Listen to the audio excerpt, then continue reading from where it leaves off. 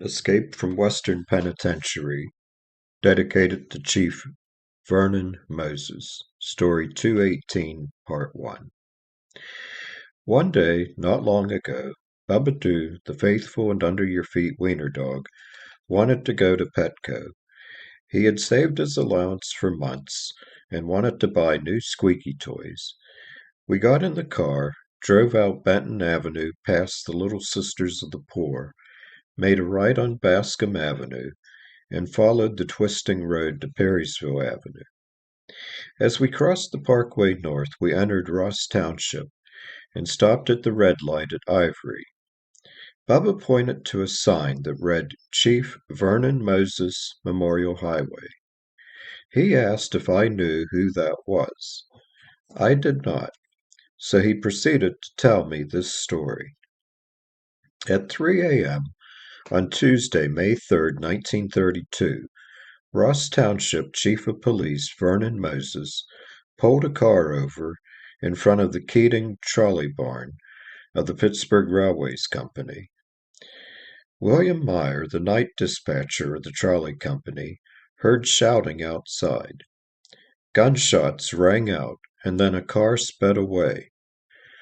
Looking outside, he saw Officer Moses lying on the road. He quickly called Pittsburgh police, who responded even though they were out of their jurisdiction. They learned from H.M. Canary, in front of whose house the shooting occurred, that one of the gunmen shouted, "Come on out. Here's a tough guy. Let's give it to him."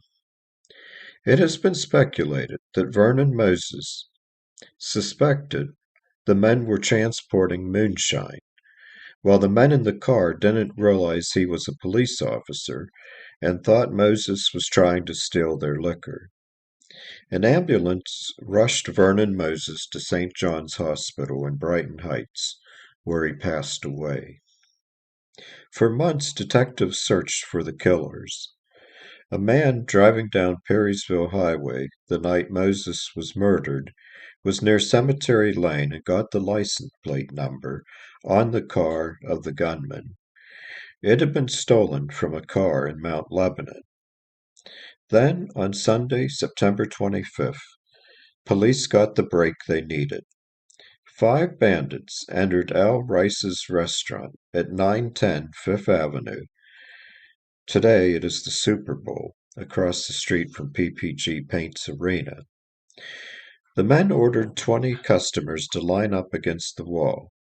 From them and the cafe safe, they stole $500. Then they struck the Pittsburgh Motor Coach Company bus garage in Homewood, where they stole another $1,400. The license plate on the getaway car was the same as that on the vehicle the night Chief Moses was killed.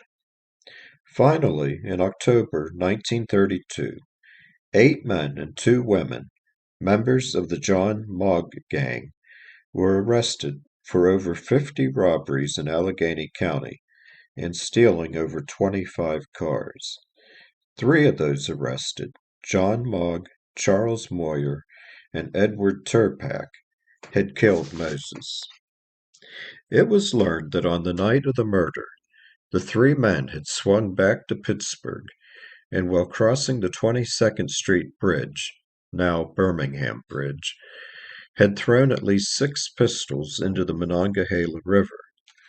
John Fikes, a specialist in river diving, was brought in from Uniontown, Pennsylvania, to search for the guns. On October 20th, 1932, Fikes found the guns. The police had their killers. In January 1933, while awaiting trial, a movie magazine addressed to John Mogg's girlfriend was confiscated.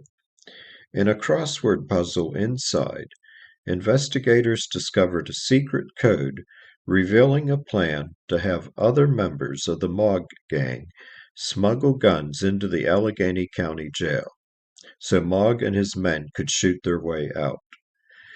The warden posted an additional 27 guards around the jail to prevent any trouble.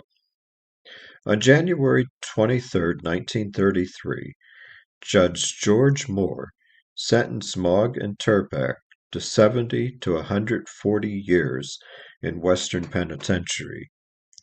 In the months to come, other members of the Mogg gang were found guilty of various crimes and sentenced to jail. At 5 a.m. on Thursday, April 27, 1933, guards at Western Penitentiary realized that 4 prisoners were loose. They were John Mogg and 3 members of his gang, Edward Turpak, Ted Geisler, and Fred Prince. It was discovered that the men had used trousers and shoes to make dummies to place in their beds. A quick search of the prison was done, but the men remained missing. However, when searching outside, a rope was spotted tied to the prison chapel roof. It was basically 3 clotheslines twisted together and wrapped with duct tape. Roadblocks were set up on all major roads out of Pittsburgh and Allegheny County. Police suspected the men may have fled to nearby Riverview Park, where an accomplice waited with an automobile. End of part 1.